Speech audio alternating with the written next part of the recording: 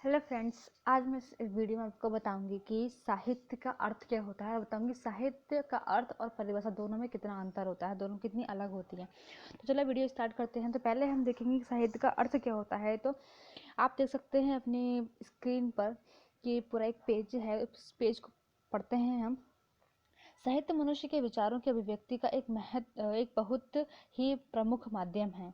साहित्य मनुष्य के विचारों का मतलब कि जो मनुष्य के विचार होते हैं, जो समाज के लिए उनकी उत्परता होती है, वह साहित्य में वह लिखकर किस तरह बयां करते हैं और वह अपने ज्ञान के अमृत से समाज एवं संस्कृति दोनों को सार्थक दिशा देने का एक सशक्त पर्याय है। मतलब कि जो साहित्यकार होता है वो संस्कृति और अपने समाज को एक सार्थक मतलब एक सही दिशा सार्थक मतलब सही दिशा में लेने का प्रयास करता है। साहित्य के द्वारा मनुष्य की आत्मा और बुद्धि निर्मल होती है।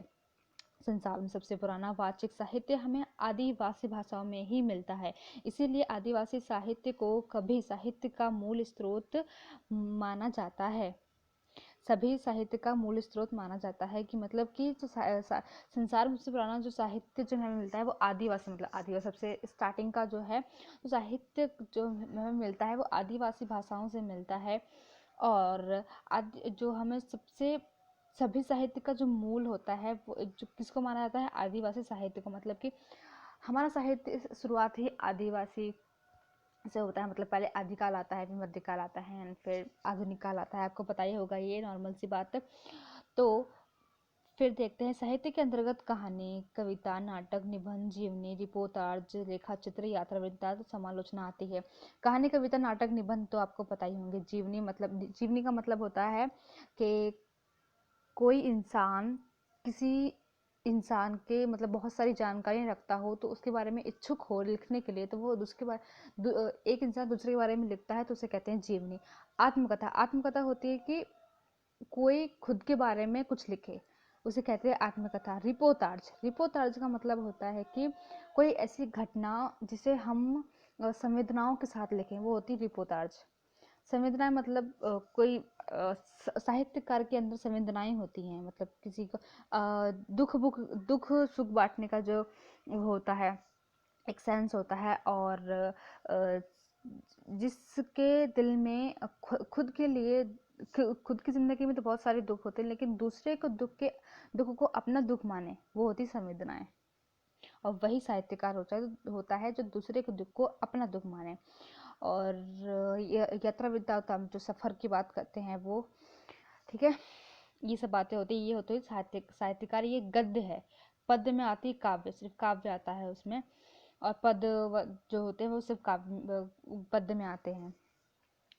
केवल संस्कृत निष्ठ या क्लिष्ट लिखना ही साहित्य नहीं होता, न ही अनर्थक तुकबंदी को साहित्य कहा जा सकता है। मतलब कि अगर हम कहें कि सिर्फ कुछ शब्दों के मिलाने से अगर साहित्य बन जाता है तो वो ऐसा नहीं है। कुछ शब्दों के मिलाने से के साथ साथ उसमें संवेदनाएं होनी चाहिए, तभी वो साहित्य बनता है, तो वो साहित्य कहलाता है। और संवेदनाओं के साथ लिखने वाला साहित्यकार कहलाता है।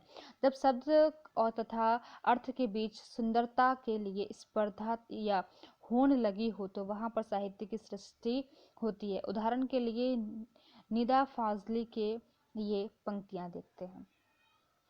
दुनिया जिसे कहते हैं मिट्टी का खिलौना, दुनिया जिसे कहते हैं मिट्टी का खिलौना है, मिल जाए तो मिट्टी है, खो जाए तो सोना है। ठीक है। फिर साहित्य क्या है, अब हम देखते हैं कि साहित्य क्या है। जैसे मैंने आपको पहले बताया कि साहित्य क्या है, जो संवेदनाओं के साथ लिखा जाता है। विशेषज्ञों की परिभाषा कुछ इस प्रकार है। किसी भाषा के वाचिक और लिखित को साहित्य कह सकते हैं। दुनिया में सबसे पुराना वाचिक साहित्य हमें आदिवासी भाषाओं से में मिलता है। इस दृष्टि से आदिवासी साहित्य सभी साहित्य का मूल स्रोत है। फिर से वही बात, आदिवासी साहित्य सबका मूल स्रोत है, जो सर्वोच्च रूप से सार्थक है, मतलब सर्वोच्च रूप से सही है। परंतु जब आप साहित्य के मतलब के बारे में जानना चाहते तो मैं कहूँगा, इसमें ऐसा लिखा गया है पर ये मिस्टेक है। साहित्य मनुष्य के विचारों की अभिव्यक्ति का प्रमुख माध्यम है। साहित्य यह बताया है कि साहित्य क्या है। मतलब साहित्य से अपने एक मनुष्य अपने अनेक पूरे समाज को अपने विचारों के सामने खड़ा कर देता है, वो है साहित्य। साहित्य क्या है? अपने ज्ञान के अमृत से समाज और संस्कृति को सार्थक दिशा लेने का एक सशक्त प्रयास है। मतलब कि एक सही दिशा देने की एक ऐसी इसे एक चीज है जो हम पूरे समाज को, पूरी संस्कृति को एक सही दिशा दे सकते हैं।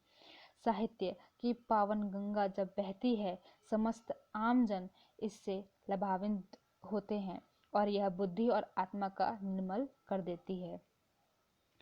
ठीक है ना। अब साहित्य देख, ये सब अर्थ ही चल रहा है, ये ना समझना कि परिभाषाएं चल रही हैं, ये सब अर्थ ही चल रहा है। ठीक है। साहित्य शब्द का चिंतन करें, इसके विन्यास में ही इनकी संरचना सुस्पष्ट है। सा प्लस हित, सा बराबर सारा, हित मतलब अधिकार रक्षण, मतलब सब हित, सबके हित में लिखना। दूसरे शब्दों में यह भी कहा जा सकता है कि ऐसी व्यवस्था जिससे सामाजिक हितों की पुष्टि हो, हमें राह दिखाने, मार्गदर्शन करने का कार्य करने में प्रवृत्त हो, ऐसा सत्यान्वेषी सहयोगी जिसे लिपिबद्ध कर समाज को विरासत रूप में सौंपा जा सके, उसे साहित्य कहा जा सकता है। यह हमारी संस्कृति सभ्यता का संवाहक होता है। कौन? साहित्यकार, साहित्य लिखने वाला। कहा भी जाता है कि साहित्य समाज का दर्पण है। किसी भी समाज की पहचान उसके पास उपलब्ध उन्नत साहित्य से संभव है। ये यहाँ कहा गया साहित्य समाज का दर्पण है। एक बात और कही जाती है कि साहित्य समाज का दीपक है, साहित्यकार समाज का दीपक है। तो आप समझ रहे होंगे कि मैं किस तरह की बातें कर रही हूँ। मैं सिर्फ अर्थ बताया है, परिभाषा आपको दूसरी वीडियो में बताऊंगी मैं आपको।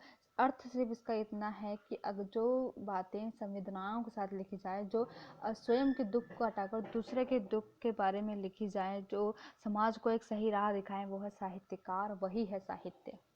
तो आपको ये वीडियो अच्छी लगी हो तो लाइक कीजिएगा।